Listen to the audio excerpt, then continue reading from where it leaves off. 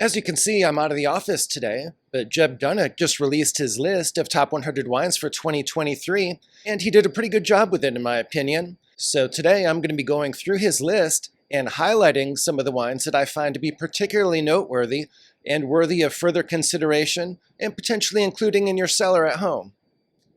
One of the things I like best about Jeb Dunnuck's list is that, unlike some of the other top critics, he actually devotes substantial attention to the Rhone Valley, both the Northern Rhone and the Southern Rhone. And so the first wine to catch my eye was the number 94 wine, which is the 2020 Alain Vosges Old Vine Coros. This impressive wine received a 97-point score and sells for around $70. Of course, Alain Vosges is definitely one of the top producers in Coros, and this is an absolutely outstanding wine. And Coros can be a little bit overshadowed by Hermitage and Côte Rôtie, so it's nice to see Coros getting some attention.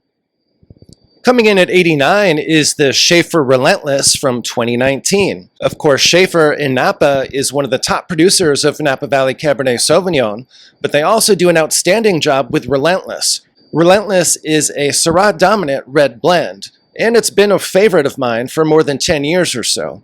While the Hillside Select can cost north of $200, this Relentless is around $90 or so, and it received a 96 point from Jeb Dunnuck.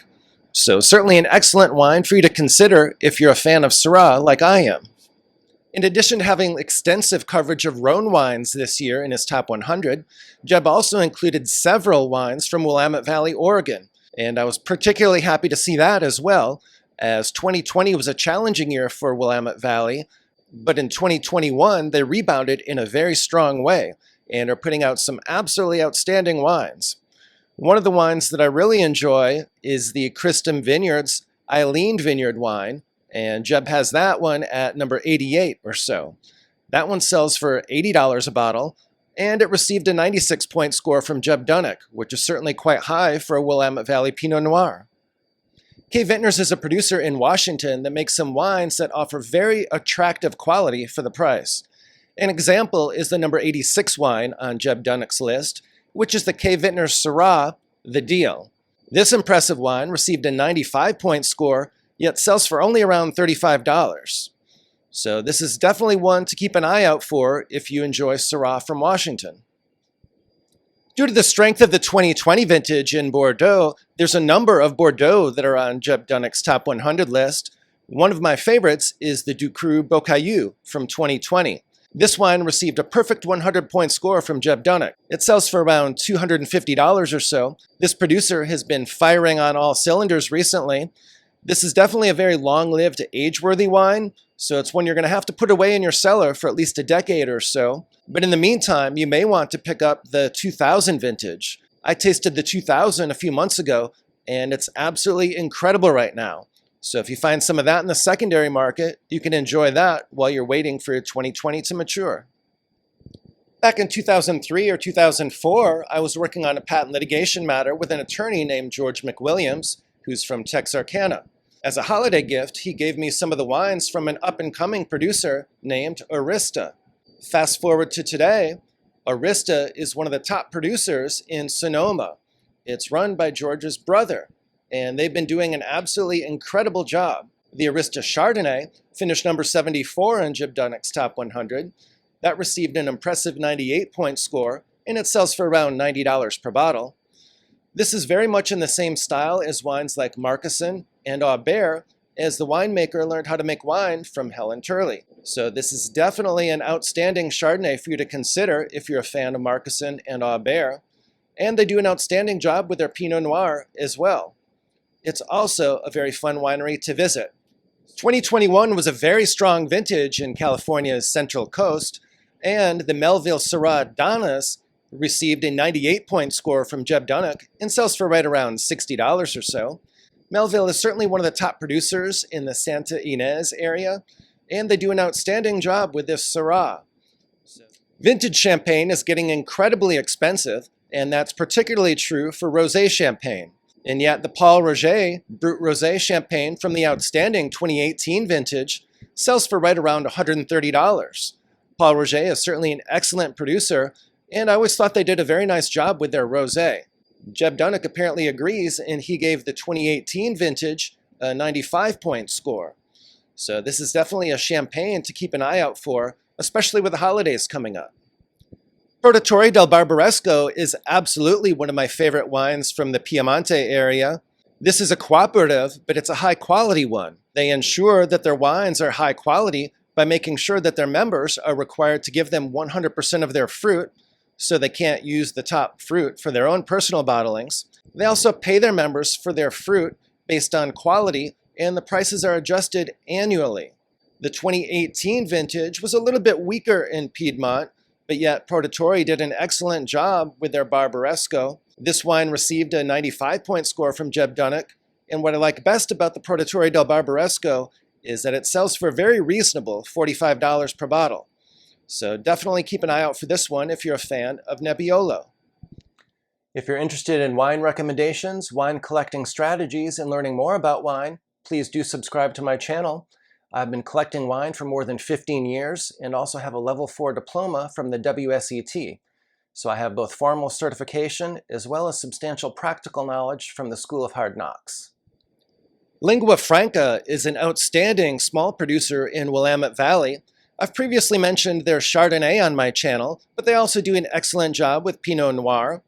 And one of their Pinot Noirs from the outstanding 2021 vintage finished number 46 in Jeb Dunnuck'S Top 100 for 2023. This wine received a very high 98-point score and sells for right around $75 per bottle. The best way to get the outstanding Lingua Franca wines is probably by getting on their mailing list. So definitely check that out, as their entire lineup is really impressive.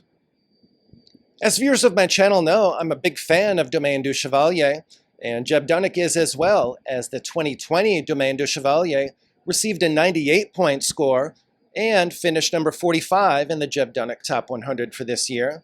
The stated price for this wine is $100, but I think if you shop around, you could definitely get it for less than that.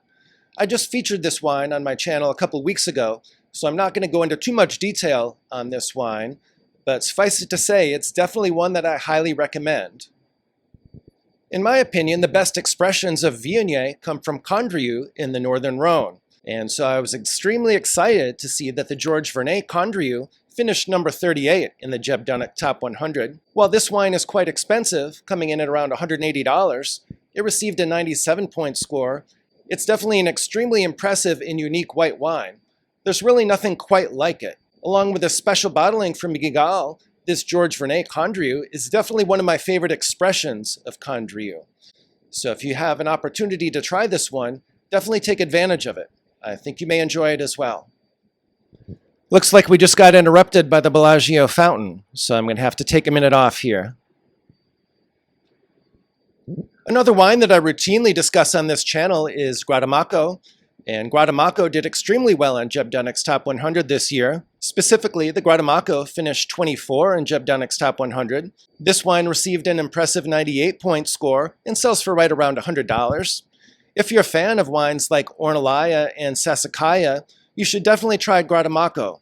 Guatam Mako is definitely one of the top Super Tuscan wines, and at current prices, it's selling for about a third of the price of Sassicaia. If you're a fan of Châteauneuf-du-Pape, and I know that many of you are, you should definitely be enjoying Gigondas as well. One of my favorite producers of Gigondas is Domaine Brus. I've previously featured their wines on this channel several times, and so I was pleased that a Domaine Brus Gigondas finished number 85 in Jeb Dunnuck'S list. This outstanding wine received a 94-point score, yet sells for only around $37 or so. You really can't beat the value proposition for Gigondas. As mentioned, Guigal is one of my favorite producers in the Northern Rhone. I'm a particularly big fan of their Côte Rôtie. The Lala wines are extremely impressive, but unfortunately they're also very expensive, so I don't get to enjoy them very often. Instead, I like to buy the Chateau d'Ampuis. That wine features a lot of the same qualities as the Lalas, but at a fraction of the price. The 2018, for example, received a 97-point score from Jeb Dunnuck, and this one sells for right around $130.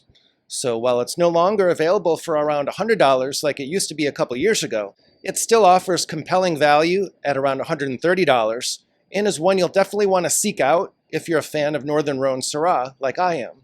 In Pessac Léognan, Smith Haute Lafitte has been firing on all cylinders lately. And in fact, the Smith Haute Lafitte for the outstanding 2020 vintage received a perfect 100-point score from JEB Dunnuck. This impressive wine finished number 6 on JEB Dunnuck's list, and it's definitely one you should keep an eye out for if you're interested in buying some 2020 Bordeaux. A few years ago when I visited Santa Barbara, I did a winery visit to one of the winemakers on the Urban Wine Trail, as they call it, and that producer's name, Jaffer's. Jaffer's makes some outstanding Syrah from Santa Barbara County. One of the outstanding Jaffer Syrah wines finished number 5 on JEB Dunnuck's Top 100 list. This impressive wine received a 98-point score and sells for around $80. I bought some wines during that first visit, and I've tasted some of them recently. They also age surprisingly well. It's really an outstanding producer, and one well worth seeking out. Klopp has long been one of the top producers in Cornas, and so it was no surprise to me that Domaine Klopp's Cornas finished number 3 in JEB Dunnuck's Top 100. This wine is not cheap, unfortunately. This wine sells for $175 or so, but if you can try it and splurge a little bit, it's definitely worth it. It's definitely quite structured and one that definitely benefits from some age. Nevertheless, it's well worth trying. This wine received a 98-point score and is certainly a very special bottle. Côte d'Estournel finished number 2 in JEB Dunnuck's Top 100. Strangely, this wine received a 99-point score and sells for $240, and yet it did better than the number 6 wine, Smith Haute Lafitte, which sells for less and received a perfect 100-point score. Nevertheless, this was certainly an outstanding effort for Côte d'Estournel, and one that you'll definitely want to add to your collection if you're a fan of that outstanding producer.